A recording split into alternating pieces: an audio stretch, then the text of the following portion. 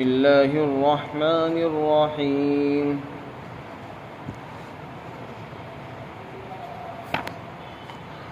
وَلَقَدْ آتَيْنَا دَاوُودَ مِنَّا فَضْلًا يَا جِبَالُ أَوِّبِي مَعَهُ وَالطَّيْرَ وَأَلَنَّا لَهُ الْحَدِيدَ أَنِ اعْمَلْ سَابِغَاتٍ وَقَدِّرْ فِي السَّرْدِ وَاعْمَلُوا صَالِحًا إِنِّي بِمَا تَعْمَلُونَ بَصِيرٌ۔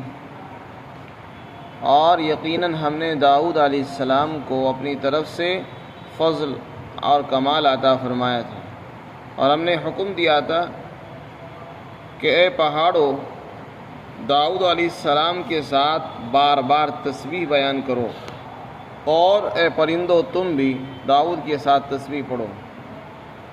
اور ہم نے داؤد کے لیے لوہے کو نرم بنا دیا تھا موم کی طرح، اور یہ حکم دیا کہ تم کامل زرہ بناؤ اور کڑیوں کو جوڑنے میں توازن قائم رکھو اور نیک عمل کرتے رہو، تم جو بھی عمل کرو گے میں اس کو دیکھ رہا ہوں۔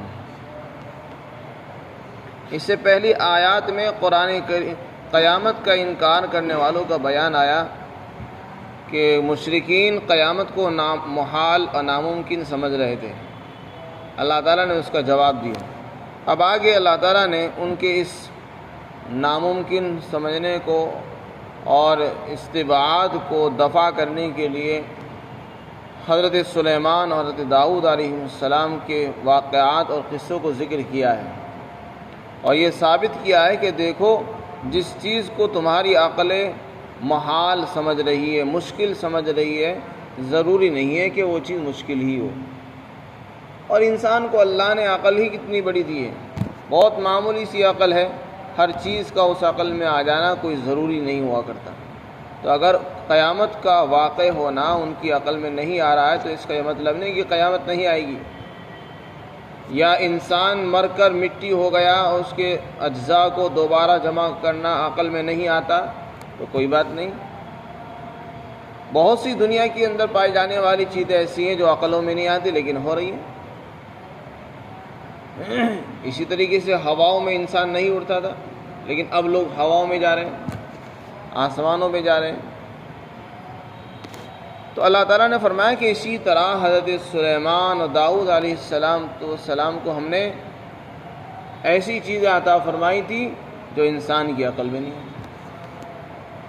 ایسے معجزات ان کو دیے گئے تھے جو انسان کی عقل کے اندر نہیں آتے، جیسے کہ پرندوں کا ان کے ساتھ تسبیح بیان کرنا، ہواؤں پر چلنا، وہ ہوا میں چلتے تھے، ہوا ان کو لے کر چلتی تھی، اور لوہے کا نرم ہو جانا اور تانبے کا پانی کی طرح سیال بن جانا، یہ وہ معجزات اور صفات ہیں جو اللہ نے داؤد اور سلیمان کو عطا فرمائی تھی۔ پرندوں پر حکومت، جناتوں پر حکومت، ہواؤں پر، ہر چیز پر حکومتیں، یہ وہ چیزیں تھیں جو انسان کی عقل میں نہیں آتی کہ ہوا پر کیسے حکومت ہوگی، پرندوں پر کیسے حکومت ہوگی، جانوروں پر کیسے سلطنت قائم کی جائے گی۔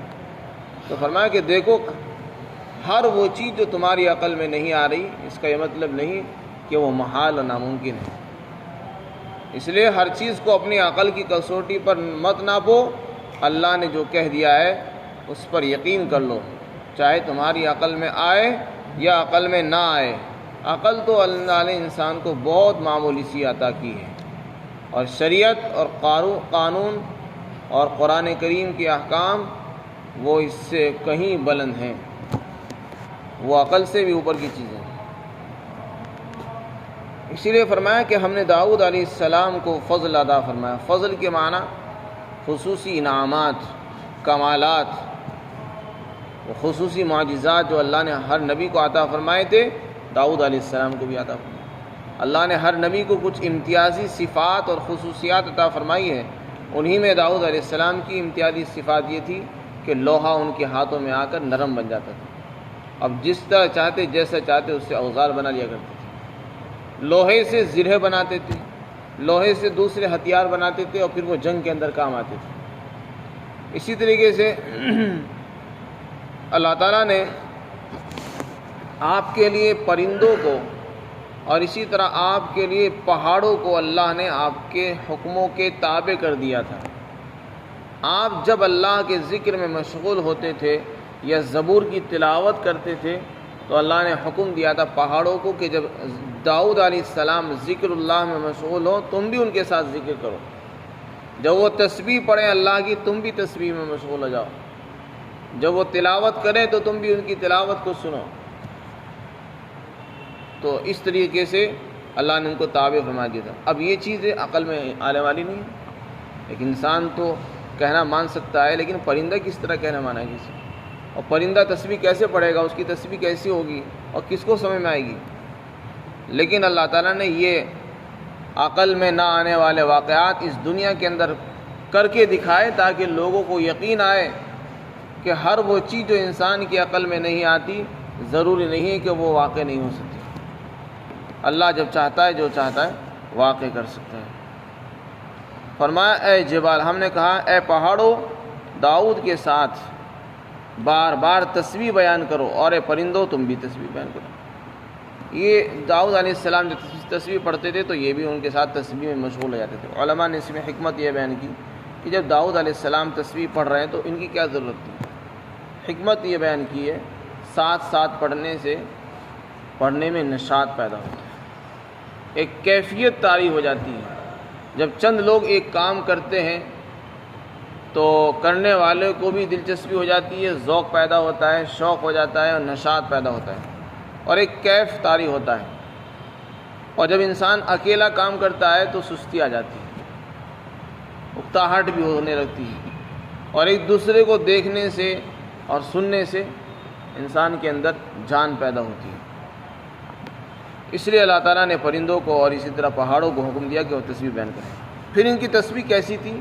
فرمایا ایک تو عام مخلوقات کی تسبیح ہے جو ہر مخلوق کرتی ہے، وَإِن مِّن شَيْءٍ إِلَّا يُسَبِّحُ بِحَمْدِهِ، کہ کوئی چیز ایسی نہیں ہے جو اللہ کی تسبیح بیان نہ کرتی ہو، بس فرق یہ ہے کہ تم ان کی تسبیح نہیں سمجھتے۔ پرندے بھی تسبیح بیان کرتے ہیں، جانور بھی کرتے ہیں، ہر چرند پرند درند ہر چیز اللہ کی پاکی بیان کرتی ہے۔ لیکن علماء نے لکھا ہے کہ ان کی تسبیح عام مخلوقات کی تسبیح سے الگ تھی، اور ایسی تسبیح تھی جو سب لوگ سنتے تھے اور سمجھتے تھے، اس لیے کہ اگر عام مخلوق ان کی تسبیح کو نہ سمجھے تو پھر وہ معجزہ نہیں ہو سکتا۔ ان کے تسبیحات کے اندر داؤد علیہ السلام کے معجزے کا بھی اظہار تھا۔ پھر آگے فرمایا وَأَلَنَّا لَهُ الْحَدِيدِ، اسی طرح مفسرین نے لکھا کہ جب آپ تلاوت کرتے تھے تو پرندے آسمان میں ہواؤں کے اندر رک جاتے تھے اور آپ کی تلاوت سنتے تھے۔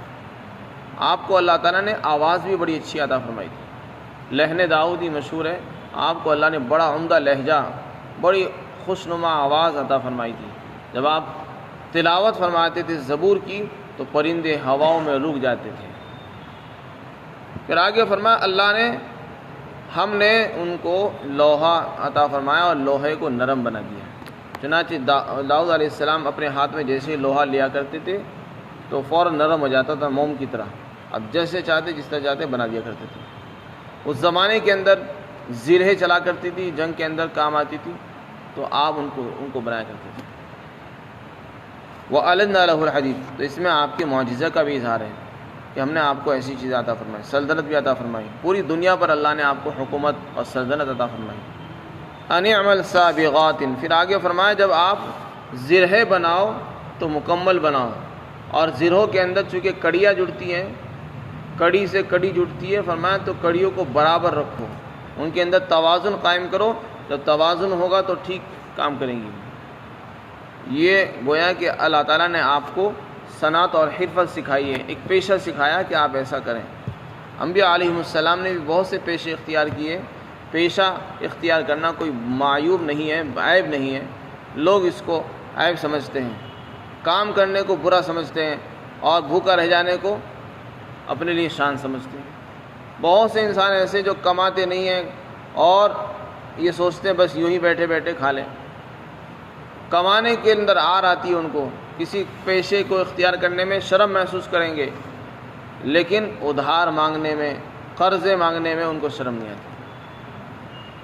حضرات انبیاء علیہم السلام انسانی طبقوں میں سب سے اونچا طبقہ ہے، جب انبیاء علیہ السلام نے پیشے اختیار کیے، کسی نے زرہ بنائی، کسی نے کشتی بنائی، حضرت نوح علیہ السلام بڑھئی تھے اور حضرت داؤد علیہ السلام لوہار تھے، یہ لوہے کے سے زرہ بنایا کرتے تھے، تو ان کو تو شرم نہیں آئی، تو پھر ہمیں کام کرنے میں کیوں شرم آتی، حلال کمانے میں؟ لوگوں نے پوچھا کہ یا رسول اللہ کیا آپ نے بھی کوئی کام کیا؟ فرمایا کہ ہاں میں بکری چرایا کرتا تھا، قریش کی بکریاں میں نے چرائی اور وہ مجھ کو اتنے اتنے پیسے دیا کرتے تھے۔ تو آپ نے قریش کی بکریاں بھی چرائی، تجارت بھی کی آپ نے۔ تو انبیاء علیہ السلام کو آپ دیکھیں گے انہوں نے بہت سے کام کیے ہیں، ان کو شرم نہیں آتی تھی۔ اسی طرح انسان کو حلال کمانے میں شرم نہیں محسوس کرنی چاہیے، اس لیے کہ حلال کمانے کا حکم ہے، حلال میں شرم نہیں، البتہ ادھار مانگنے میں انسان کو شرم کرنی چاہیے۔ اور اسی طرح مانگنے میں بھیک مانگنا یہ ذلت اور عار کی چیز ہے۔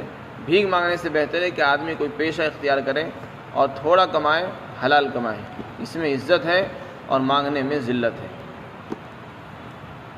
پھر فرمایا کہ جب آپ زرہ بناؤ تو مکمل بناؤ، اور زرہوں کے اندر جو کڑیاں ہوں گی ان کے اندر توازن اور برابری قائم رکھو، ایک چھوٹی بڑی کڑی نہ ہونی چاہیے، سب برابر ہوں۔ پھر آگے فرمایا یہ ساری جو اللہ نے نعمتیں آپ کو عطا فرمائی ان کا تقاضا ہے کہ آپ اللہ کے لیے نیک عمل کرو، اس کے شکرانے میں نیک عمل میں لگے رہو، اور دیکھو ہم تمہارے اعمال کو دیکھ رہے ہیں، یہ مت سمجھنا کہ اللہ کو پتہ نہیں، تم جو بھی نیک عمل کرو گے ہماری نگاہوں کے سامنے ہوگا، ہم اس کا بدلہ آپ کو عطا فرمائیں گے۔ اس لیے ہر انسان کو چاہیے کہ جب اللہ اس کو کوئی نعمت عطا فرمائے تو اس کے شکریہ کے اندر نیک اعمال میں لگا رہے اور اپنے آپ کو اللہ کے شکر میں لگا کر رکھے۔ اللہ تعالی ہم سب کو شکر گزار بندہ بنائے۔